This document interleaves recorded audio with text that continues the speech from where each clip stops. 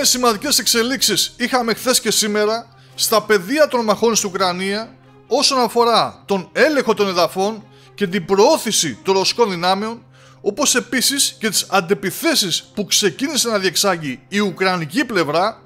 με το Ρωσικό Υπουργείο Άμυνας να προβαίνει σε ανακοίνωση ότι οι μονάδες του Ρωσικού στρατού κατέλαβαν 5 οικισμούς μέσα σε 48 ώρες. Με απλά λόγια, οι ρωσικές ένοπλες δυνάμεις πήραν αμπάριζα τις Ουκρανικές παρά την αποστολή ενισχύσεων σε διάφορες κατευθύνσεις που διέταξε το Κίεβο και που στην αρχή φαίνονταν ότι έφερναν κάποιο αποτέλεσμα. Ας δούμε όμως αναλυτικότερα τι ανέφερε το Ρωσικό Υπουργείο Άμυνας, κοιτώντας τους χάρτες του Ινστιτούτου για τη Μελέτη του Πολέμου, που θα μας βοηθήσουν να καταλάβουμε το τι ακριβώς συμβαίνει. Ξεκινώντας λοιπόν από την κατεύθυνση της Κωνσταντίνοφκα, την οποία προσπαθούν οι ρωσικές δυνάμεις να περικυκλώσουν και να απομονώσουν από τα υπόλοιπα εδάφη που κρατούν οι Ουκρανοί, και σύμφωνα πάντα με τις ανακοινώσεις του Ρωσικού Υπουργείου,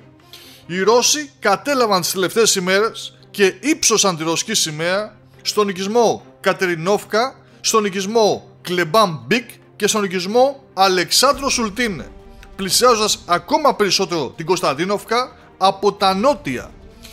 Συνεχίζοντας τώρα βορειότερα προς το λιμάν, σήμερα ο ρωσικός στρατός πήρε και τον οικισμό Σρέντεγε. Πάμε λοιπόν τώρα προς το Ποκρόβσκ, όπου εκεί οι ρωσικές δυνάμεις πήραν τον οικισμό Βλαντιμίροφκα και Ρουσίν Γιάρ. Με τις πληροφορίες που έρχονται από ρωσικές πηγές και παρά την πολύ μεγάλη ομίχλη του πολέμου που επικρατεί στην περιοχή, να λένε ότι οι πολύ σημαντικές ενισχύσεις που έστειλαν οι Ουκρανοί για να ανακόψουν τη ρωσική πρόθεση προς τα βόρεια, στην οποία συμμετέχουν και επίλεκτες δυνάμεις της μονάδας Αζόβ,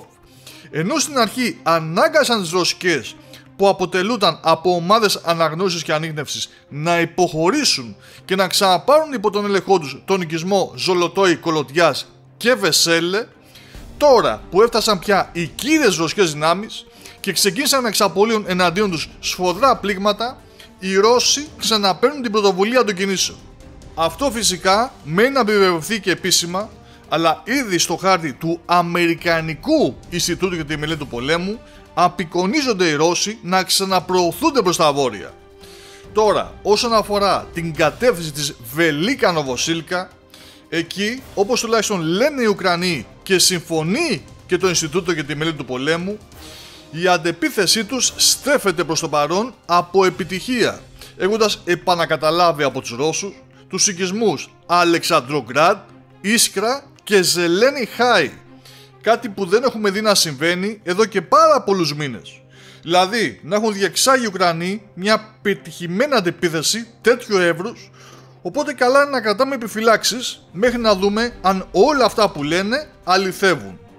Άλλωστε ο χάρτης του Ντόνεσκ δεν ψεύδεται. Παντού κόκκινο και πορτοκαλί χρώμα με ελάχιστα γαλάζια τμήματα, που ίσως να είναι και το κύκνιο άσμα των Ουκρανικών δυνάμεων, αφού όλα δείχνουν ότι οι Ρώσοι θα ρίξουν ακόμα περισσότερες δυνάμεις στην περιοχή. Και χερσαίες και φυσικά εναέριες που πλέον ισοπεδώνουν τα πάντα με ρήψη πλήθους βομβών FAB.